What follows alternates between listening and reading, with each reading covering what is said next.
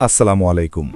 ১১ বছরের এক কিশোর সাহাবী চোখের পানিতে বুক ভাসাচ্ছেন, কারণ তিনি সত্য বলেছিলেন, কিন্তু এক প্রভাবশালী মুনাফিকের মিথ্যা শপথের কাছে তার সত্যটা চাপা পড়ে যাচ্ছিল। নবীজিও চুপ ছিলেন, মনে হচ্ছিল মিথ্যেই বুঝি জিতে গেল। কিন্তু আল্লাহ কি তার সত্যবাদী বান্দাকে অপমানিত হতে দেবেন? না। আসমান থেকে জিব্রাইল আলাইহিসসালাম নেমে এলেন ওহী নিয়ে। মাত্র ১১ বছরের সেই বালকের সত্যবাদিতা প্রমাণ করতে আল্লাহ নাজিল করলেন কুরআনের আস্ত একটি সূরা। ইকরাতে স্বাগত। আজকের পর্বে শুনব সত্যের জয়ের এক অসাধারণ উপাখ্যান। আরিফ আজাদের হায়াতের দিন ফুরলে বই থেকে সত্যের সাথে সংসার। ইকরা।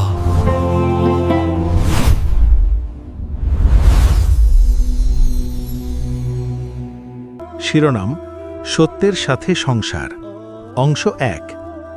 এক যুদ্ধে একজন আনসারি সাহাবী ও একজন মুহাজির সাহাবীর মধ্যে একটা বিষয় নিয়ে দ্বন্দ্ব লাগল। বিষয়টি নিতান্তই ছোট এবং উপেক্ষা করার মতোই, কিন্তু সেই ছোট বিষয়টাকে ঘিরেই হুলস্থুল একটা কাণ্ড ঘটে গেল। মুহাজির সাহাবীদের মধ্যে একজন ছিলেন কিছুটা রসিক স্বভাবের। সেদিন নিতান্ত কৌতুকের ছলে তিনি একজন আনসারি সাহাবীকে আঘাত করে বসেন। তিনি ভেবেছিলেন আনসারি সাহাবী তার এই রসিকতাকে স্বাভাবিকভাবেই নেবেন, কিন্তু ঘটনা ঘটে গেল উল্টো। মুহাজির সাহাবীর এমন কাণ্ডে আনসারি সাহাবী তো রেগে মেগে অস্থির। তিনি নিজ গোত্রের অন্যান্য সাহাবীদের ডাকতে লাগলেন। ওদিকে অন্যান্য মুহাজির সাহাবীও এই ঘটনায় সেই মুহাজির সাহাবীর পক্ষে দাঁড়াল। আপাত দৃষ্টিতে সেখানে দুটো পক্ষ তৈরি হয়ে গেল, আনসারি সাহাবী এবং মুহাজির সাহাবী। দ্বন্দ্ব যখন তৈরি হল, তেমনি একটা পর্যায়ে তা মিটেও গেল। কিন্তু ঘটনা সেখানে শেষ হতে দেয়নি মুনাফিকদের সর্দার আব্দুল্লাহ ইবনু উবাইয়ের। তার মতো আরও যাদের অন্তরে ইসলামের প্রতি বিদ্বেষ লুকোনো ছিল, কিন্তু লোকলজ্জা আর লোক তিরস্কারের ভয়ে সরাসরি প্রকাশ করত না, এমন লোকেদের ডেকে সে মুহাজির সাহাবীদের ব্যাপারে বিদ্বেষমূলক নানান কথাবার্তা বলতে লাগল। এমনও বলল যে আমরা যদি নিরাপদে মদিনায় ফিরে যাই, তবে আমরা যারা সম্মানিত আছি তারা অবশ্যই অপদস্থ ওই লোকগুলোকে সেখান থেকে বের করে দেব। অর্থাৎ মদিনা থেকে তারা নবীজিকে ও মুহাজির সাহাবীদেরকে বের করে দেবে। তার এ হেন কথা শুনে কিশোর সাহাবী যায়েদ ইবনু আরকাম রাদিয়াল্লাহু আনহু, যার বয়স তখন সবে ১১, ক্ষোভে ফেটে পড়লেন। কিন্তু অত ছোট বালকের কি সাধ্য বুড়ো আব্দুল্লাহ ইবনু উবাইয়ের কথার প্রতিবাদ করে? তিনি ঘটনাস্থল থেকে দৌড়ে তার এক চাচার কাছে গেলেন এবং মুনাফিক আব্দুল্লাহ ইবনু উবাই যা করে বেড়াচ্ছে তার সমস্তটা খুলে বললেন। তার চাচা সরাসরি ছুটে গেলেন নবীজি সাল্লাল্লাহু আলাইহি ওয়াসাল্লামের কাছে এবং আব্দুল্লাহ ইবনু উবাইয়ের কার্যকলাপ সম্পর্কে নবীজিকে অবহিত করলেন। আব্দুল্লাহ ইবনু উবাই যা করে বেড়াচ্ছিল তা সাংঘাতিক রকমের অপরাধ এবং মুসলিম উম্মার ঐক্য বিনষ্টের কারণ হয়ে দাঁড়াতে পারে যে কোনো মুহূর্তে। তাই নবীজিও দেরি করলেন না। তিনি আব্দুল্লাহ ইবনু উবাইকে ডেকে পাঠালেন নিজের কাছে। সে নবীজির কাছে এলো ঠিক, কিন্তু পুরো ব্যাপারটাকে অস্বীকার করে গেল। আল্লাহর নামে শপথ করে নানান অভিনয় অনুনয় করে বলল এমন কাজ সে করেনি। নবীজি শুনলেন আব্দুল্লাহ ইবনু উবাইয়ের কথা, কিন্তু তাকে কিছুই বললেন না। নবীজির ঘর থেকে নিঃশব্দে এবং অনেকটা নির্ভার চেহারা নিয়ে আব্দুল্লাহ ইবনু উবাইকে বের হতে দেখে ভারী কষ্ট পান কিশোর সাহাবী যায়েদ ইবনু আরকাম রাদিয়াল্লাহু আনহু। তিনি ভাবলেন নবীজি হয়তো আব্দুল্লাহ ইবনু উবাইয়ের কথাকেই সত্য বলে মেনে নিয়েছেন। নবীজির কাছে নিজেকে এভাবে পরাজিত আর অপমানিত হতে দেখে চোখের জল যেন বাঁধ মানে না যায়েদ ইবনু আরকাম রাদিয়াল্লাহু আনহুর। যায়েদ রাদিয়াল্লাহু আনহু তো মিথ্যে কিছু বলেননি বা মিথ্যে সংবাদ পৌঁছননি নবীজির কাছে, কিন্তু ঘটনা প্রবাহ যেভাবে রূপ বদল করল, তাতে কিভাবে প্রমাণিত হবে যায়েদ রাদিয়াল্লাহু আনহুর সত্যবাদিতা? তার কিছু সময় পরে আল্লাহ সুবহানাহু ওয়া তাআলার পক্ষ থেকে জিবরিল আলাইহিস সালাম নবীজির কাছে এলেন ওহীসহ। এবার তিনি সাথে নিয়ে এসেছেন সূরা আল মুনাফিকুন। সুবহানাল্লাহি ওয়া বিহামদিহি।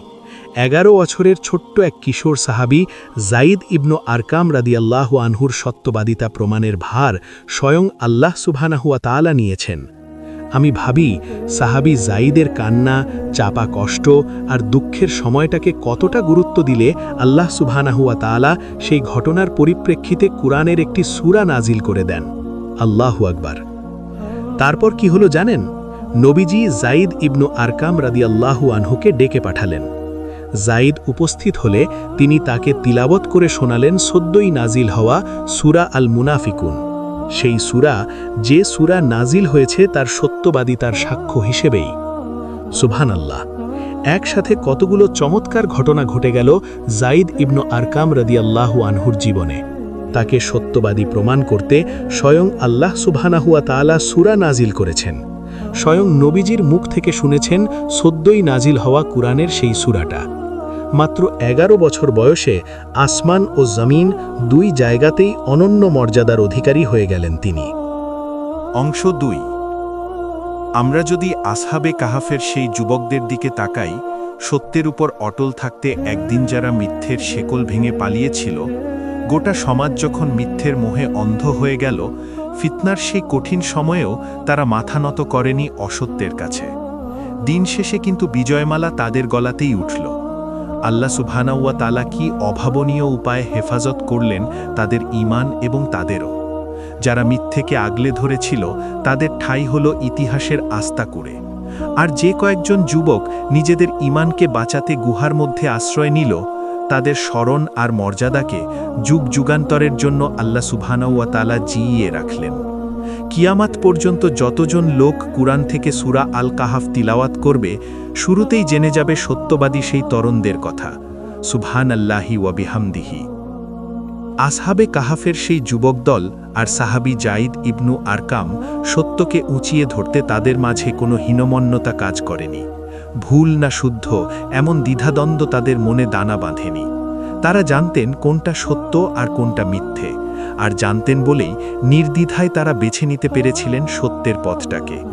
মাঝে মাঝে আমাদের জীবনেও এমন পরিস্থিতি এসে উপস্থিত হয়। সত্যকে স্বীকৃতি দানের দরকার পড়ে। এতে করে আশেপাশের লোকেদের চক্ষুশূল হতে হয় কখনো, কখনো বা হারাতে হয় প্রিয়জন আর প্রিয় মুখ। সমাজের তিরস্কারের ভয়, প্রিয়জনদের বাঁকা চাহনি, অন্তরঙ্গ বন্ধুর অবহেলা, এসব উপেক্ষা করে যদি আমরা সত্যকে বুকে নিয়ে ছুটতে পারি, যেভাবে সত্যকে বুকে নিয়ে ছুটেছিলেন সাহাবী জাইদ ইবনু আরকাম, যদি আমরা সত্যের জন্য সেই ত্যাগকে বরণ করতে পারি যে ত্যাগ একদিন বরণ করেছিলেন আসহাবে কাহাফের সেই যুবক দল, তাহলে আল্লাহ সুবহানাহু ওয়া তাআলার কাছে যে মূল্যায়ন আমরা পাব, সেটা এই দুনিয়ার সমস্ত নিয়ামত অপেক্ষা হাজার গুণে উত্তম হবে ইনশাআল্লাহ।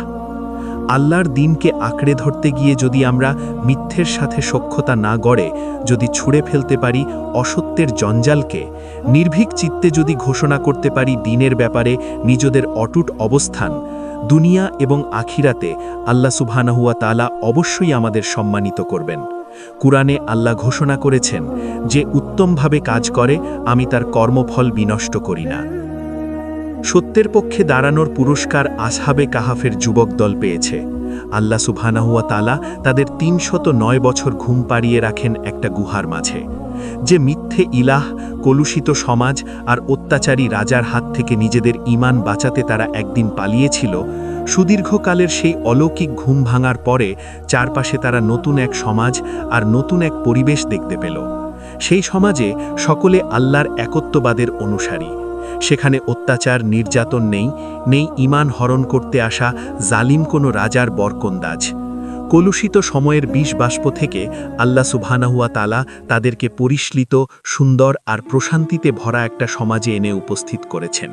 আর যাদের সাহস, ত্যাগ আর কর্মের প্রশংসা করে স্বয়ং আল্লাহ সুবহানাহু ওয়া তাআলা কুরআনে সূরা নাজিল করেন, আখিরাতে কেমন প্রতিদান লাভ করবে তারা, তা কি অনুমান করা যায়? সত্যের পক্ষে থাকার পুরস্কার সাহাবী জাইদ ইবনু আরকাম রাজিয়াল্লাহু আনহুও পেয়েছেন। তার সত্যবাদিতা প্রমাণের জন্য আল্লাহ সুবহানাহু ওয়া তাআলা আস্ত সূরা সমেত জিবরিল আলাইহিসসালামকে নবীজি সাল্লাল্লাহু আলাইহি ওয়াসাল্লামের কাছে পাঠিয়ে দিয়েছেন।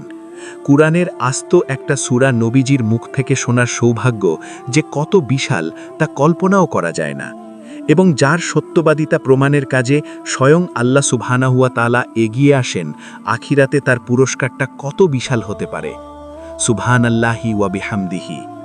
আমাদের জীবনে এক মহাসত্যের নাম ইসলাম, আল্লাহর মনোনীত দিন।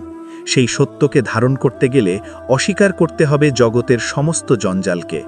যদি আসহাবে কাহাফের যুবকদের মতো আমরা অটল থাকতে পারি সেই সত্যের উপর, যদি সেই সত্যকে ধারণ করে ছুটতে পারি জাইদ ইবনু আরকামের মতো, যদি আমাদের সংসার গড়তে পারি সত্যের সাথে, তাহলে আল্লাহ সুবহানাহু ওয়া তাআলা তার জান্নাতের নিয়ামত রাজি দিয়ে ধন্য করবেন আমাদেরকেও ইনশাআল্লাহ।